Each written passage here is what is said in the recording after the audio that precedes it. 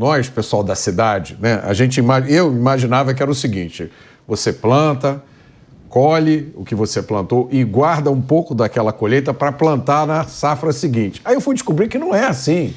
Que na verdade, o agricultor compra as sementes. Como é que é isso? Explica para o pessoal da cidade como é que funciona isso. É exatamente isso. E dentro do que o Cristiano falou, Mota, só contextualizar a época da criação da Embrapa, nós estamos falando de governo Médici com Alisson Paulinelli. Então nós estamos falando... de pessoas, né, que você sempre costuma falar da qualidade das pessoas, com visão estratégica de longo prazo e comprometidas com o país, né? Então, o Alisson Paulinelli, que era jovem na época, acho que foi ministro da Agricultura. Foi ministro da Agricultura, com 30 e poucos anos de idade, ele pegou 2.000 pessoas qualificadas e mandou mundo afora, Canadá, Estados Unidos, Europa, Finlândia, Austrália, para estudar e trazer as melhores técnicas para o Brasil. Agora, aquelas técnicas tiveram que ser adaptadas. Isso dentro da Embrapa. Da Embrapa. Apoio estatal, financiamento estatal, mas nós não estamos falando do governo Lula, nem do PT, nem do que nós conhecemos hoje de matéria de encarar o que é o Estado, o que é a nação. É uma visão estratégica de longo prazo. E está aí o exemplo. Depois de 50 e poucos anos, a Embrapa deixou um legado positivo, aí, como o Cristiano colocou. Com relação às sementes, o Brasil, Mota, é referência mundial em produção e qualidade de sementes. A produção e qualidade de sementes sérias, né? E é isso que você acabou de falar. Você tem sementeiras espetaculares em todo o Brasil, Rio Grande do Sul. Isso são empresas cuja única função é produzir sementes para os agricultores plantarem. Exatamente. E aí dentro das sementes você tem as variedades. Então você tem as variedades de soja, que você tem N variedades e N empresas, como o Cristiano falou, que começou lá atrás com o desenvolvimento das variedades pela Embrapa e elas as empresas particulares foram aprimorando as sementes e evoluindo com as sementes, aplicando tecnologias genéticas nas sementes e que a gente tem hoje essas altas produtividades. E como o Cristiano falou, nós temos aí o caso do trigo no Cerrado.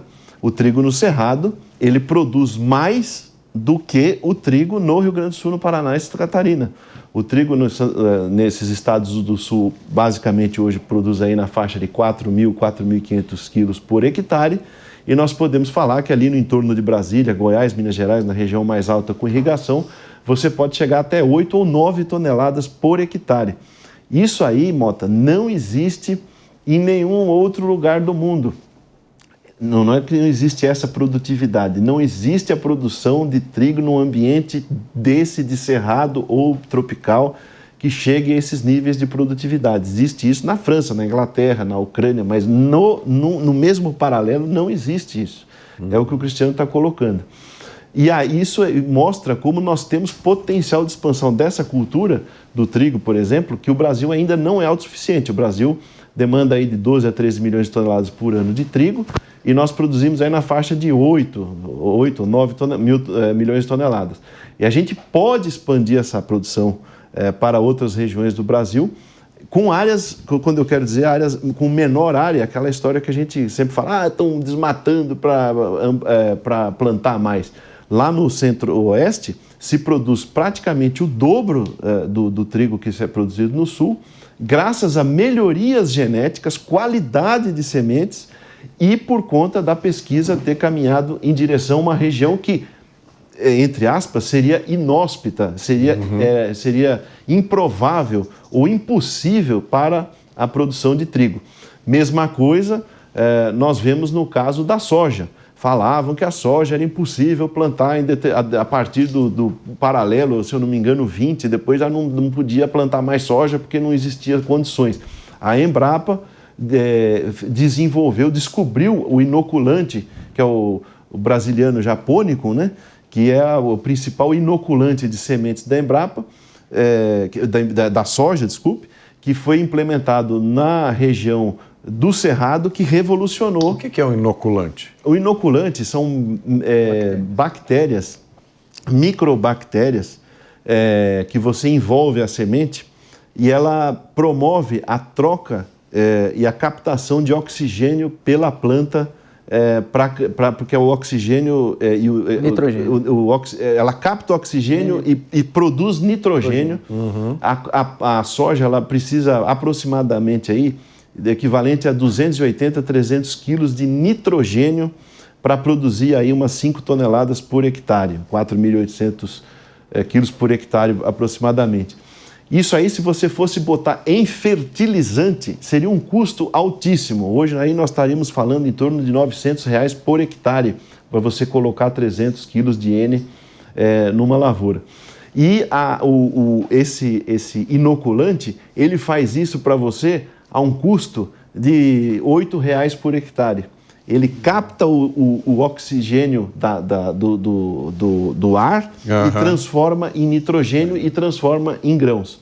Então, isso é uma tecnologia exclusiva nossa, exclusiva do Brasil, que foi desenvolvida, só que não se conhecia esses inoculantes que foram aplicados no Centro-Oeste, no Cerrado, no passado. Foi desenvolvido pelo pessoal da pesquisa da Embrapa e hoje aí está consolidado no Brasil. E a questão das sementes que você perguntou, você tem sementeiras no Brasil hoje, Mota, que eu até faço questão de uma hora convidar você para conhecer. São processos absolutamente fantásticos de produção de semente no Brasil e que a gente pode se orgulhar muito desse pessoal que trabalha sério nesse segmento. Eu uma vez fui a Rondonópolis fazer uma palestra lá e fiquei, eu como um cara da cidade, eu fiquei absolutamente abismado com o que eu vi lá, porque eu nunca imaginei que no Brasil existisse empresas de tecnologia do agronegócio com a sofisticação que eu vi lá, né? Agora, eu queria perguntar outra coisa para vocês que eu queria entender melhor. Uma vantagem competitiva, você falou, né? Nos Estados Unidos, no hemisfério norte, eles ficam 3, 4 meses com tudo congelado, não se planta nada, não se colhe nada. Aqui no Brasil não tem isso, dá para plantar e colher o ano inteiro. É isso mesmo? A gente tem mais safras do que eles conseguem ter lá? Sim. Isso representa vantagem para a gente? Sim, é uma grande vantagem competitiva, sim. Por a gente não ter o frio, a gente tem a condição de estar cultivando ao longo de todo o ciclo. A gente tem 2 safras principais, a gente chama safra de verão, muito concentrada na soja. Hoje 84% da área de verão é coberta por soja aqui no Brasil. O milho tem uma participação importante também no verão, porém que vem perdendo força nos últimos anos, algo que vai mudar daqui para frente. A gente pode até comentar um pouco disso depois. Então nós temos a safra de verão que de norte a sul do Brasil é preenchida pela soja. No inverno, que para o sul é inverno e para o centro seria o que a gente chama de segunda safra ou safrinha, que é o período mais seco do ano, a gente consegue ainda implementar uma segunda safra. No sul, muito dominada por culturas como trigo e outras culturas de inverno, como aveia, centeio, entre outras. No Cerrado, muito concentrada na cultura do milho. Até por isso que o Brasil ainda é um grande produtor de milho, mesmo quase não tendo mais milho no período de verão. O milho está sendo todo direcionado para a segunda safra, capitaneado pelo Mato Grosso, que é 50% da nossa produção. Na segunda safra a gente consegue plantar sem irrigação, tá, Mota? Então, apesar das chuvas no Cerrado brasileiro cortarem entre abril e maio, a gente conseguiu adaptar a soja para ter um ciclo cada vez mais curto. As sojas mais antigas, elas levavam do plantio à colheita 130, 135 dias. Agora a gente tem cultivares de 100 dias, 105, 110. A gente ganha aí 30 dias de chuvas no final do ciclo para já implementar o milho. Pouco mais de 3 meses você planta, colhe. Exatamente. Culturas como feijão ainda mais curto. Tem feijão no Cerrado brasileiro de 80, 85 dias entre colheita e plantio. Outras culturas aí até com ciclo menor. Então a gente tem essa vantagem competitiva. E aí vem um outro ponto que o Brasil explora muito pouco ainda pela capacidade que temos, a irrigação. O Brasil hoje, nas áreas irrigadas do sul, do centro-oeste, do sudeste, a gente consegue ter até 3 safras por ano. Então a gente consegue colocar 3 cultivos no ano. E a gente tem muita água aqui, a gente é muito abundante em água subterrânea, em água superficial, com rios, lagos aqui dentro do Brasil. Nós temos um ciclo de chuvas muito bom no Brasil, com exceção dos pontos ali do semiárido nordestino. A gente tem volumes de chuvas muito interessantes e a gente não irriga nem 10% da área que irriga a Índia, que irriga a China, que tem condições de água muito mais delicadas que a nossa. Então aqui mora um outro ponto de grande crescimento para o Brasil ainda daqui para frente, essa intensificação dos cultivos. Por outro lado, isso coloca mais um desafio ao Brasil, a chamada ponte verde. Eu tenho produção o ano inteiro, então essas pragas elas nunca têm um período de que elas não vão ter o que comer, vamos dizer assim. Elas estão sempre se multiplicando, por isso que a gente tem um desafio muito grande no manejo de pragas. E uma coisa até para o pessoal que está nos assistindo entender, essa questão que é muito delicada, né, do defensivo, do agrotóxico. O grande produtor de grãos no Brasil, ele tem uma eficiência no uso desses produtos muito grande. E não é porque ele é um bom samaritano. Isso é extremamente... ninguém quer usar produto em excesso e isso é extremamente oneroso para o produtor de grãos de grandes áreas, né? A soja, o milho, a cana, o algodão são ligados são áreas maiores, né? Áreas de extensão, como o Fred colocou. E o custo desses produtos é extremamente alto. A grande preocupação que eu tenho quando se fala de defensivos são nesses produtos que estão mais próximos da gente, que vão à nossa mesa. A gente sabe, por exemplo, morango, alface, folhosas em geral. Esses produtos, um hectare de morango, por exemplo, é muito morango, muito, é uma produção muito grande. E você compra um produto lá de, vamos colocar, R$300 o litro, você pode fazer muitas aplicações nele com esse produto, porque é uma área muito pequena. Então, às vezes, quando se fala do problema de uso de defensivos no Brasil, se olha muito para o grande. Nossa, o grande usa muito produto. Esse produto ainda vai passar por um processo industrial, ele tem um período de carência longo, e o uso é muito eficiente, porque o custo é alto. Para um produtor pequeno de folhosas, por exemplo, uma alface, a produção está aqui dentro de São Paulo. A produção de folháceas não está longe da capital porque ela não tem um período de armazenamento longo. E nessas produções o uso acaba sendo muito intenso pelo custo baixo dentro do custo geral de produção e o risco maior, porque é um produto que vai ser colhido hoje e amanhã vai estar na nossa mesa. Diferente do que a gente vê com soja, com milho, com os produtos à base de cana, por exemplo. Então é um ponto que a sociedade precisa entender um pouco melhor e entender que, primeiro, não se usa porque quer. Não é barato, não é super eficiente. E entender também para onde a gente está migrando. Esses produtos com alto grau de toxicidade que se usava no passado, isso ficou no passado. Hoje a nossa legislação é muito rígida e a gente está num momento muito interessante na nossa agricultura, que é a chamada agricultura biológica.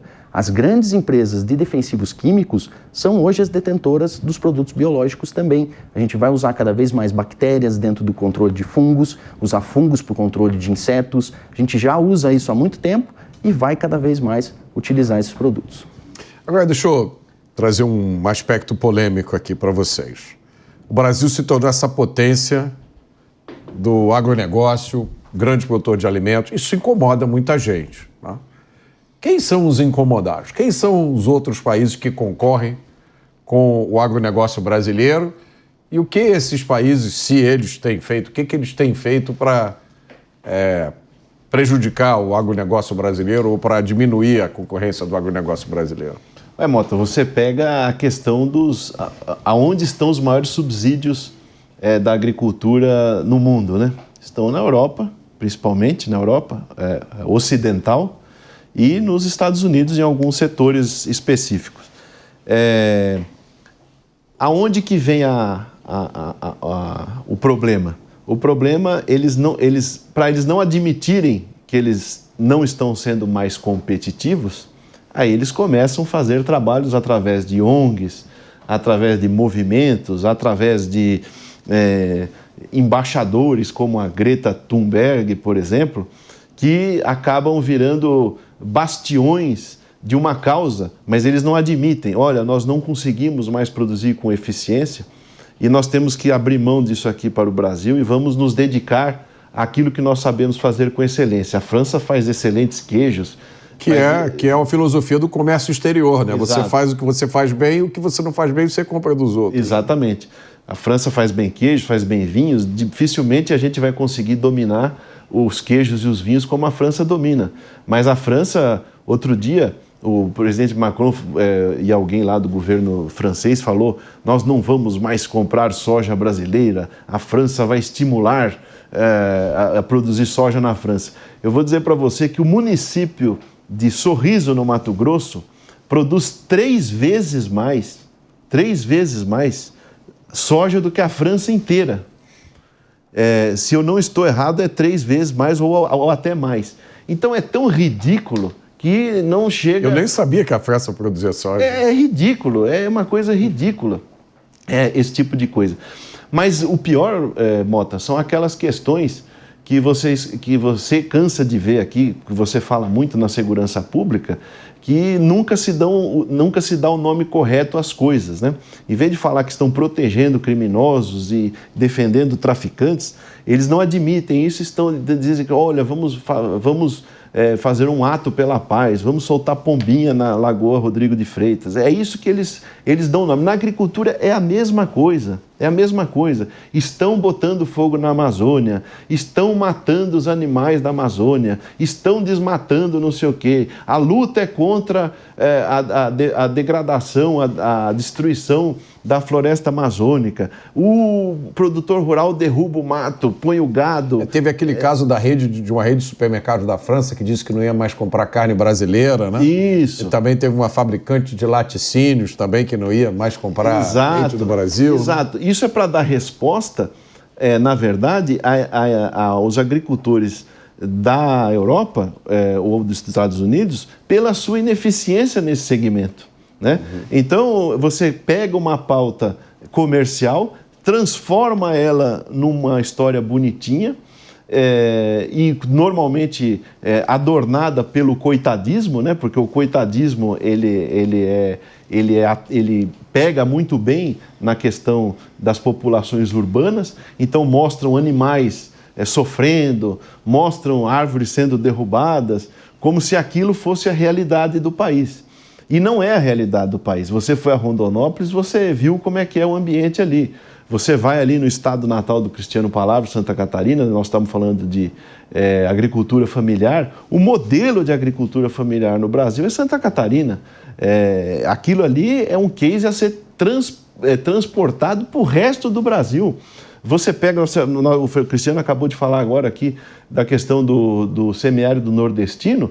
Petrolina, o polo irrigado de Petrolina em Pernambuco, é um oásis de riqueza, onde pequenas áreas, como bem o Cristiano disse, pequenas áreas sustentam famílias inteiras.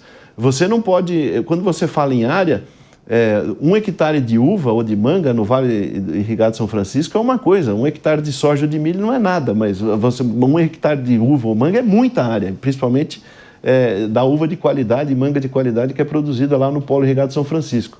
Agora, o que acontece? Esse pessoal de fora fica extremamente incomodado porque o Brasil tem qualidade e volume, Mota.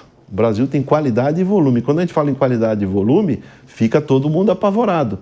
E nós temos essa extensão... Isso explica, né, a virulência de alguns desses ataques, a quantidade de dinheiro que está por trás da propaganda que é feita e não tem base contraditório, né? Esse caso que o Cristiano colocou da irrigação é um caso patente de bloqueio, de impedimento da expansão da agricultura irrigada brasileira. Para você ter uma ideia, os Estados Unidos tem um estado do Nebraska, que é o estado, se eu não me engano, é o estado mais irrigado dos Estados Unidos. O estado do Nebraska tem 10 vezes mais pivôs centrais do que o Brasil inteiro. 10 vezes mais do que o Brasil inteiro. Só no estado do Nebraska. Aí, o que acontece aqui? Você vai tirar uma licença ambiental para fazer um barramento, para fazer um açude, para fazer uma contenção de água, para você ter reservação de água para usar na época de seca, praticamente, dependendo do estado que você tiver, você vai demorar anos para conseguir uma licença para o barramento. Quer dizer, você precisa pedir licença para produzir, Mota. E outra, ambientalmente falando, como o Cristiano colocou aqui, se você tem uma área de sequeiro, que é a área que vamos dizer, que depende das chuvas, e você põe uma irrigação e produz 2 ou até 3 vezes mais, você tem um uso eficiente e racional do solo, né? Porque você usa no mesmo solo, você usa para fazer 2 ou até 3 safras. E isso é impedido pelo Estado, dependendo do conteúdo ideológico daquele que está sentado na cadeira de governador ou de presidente da República.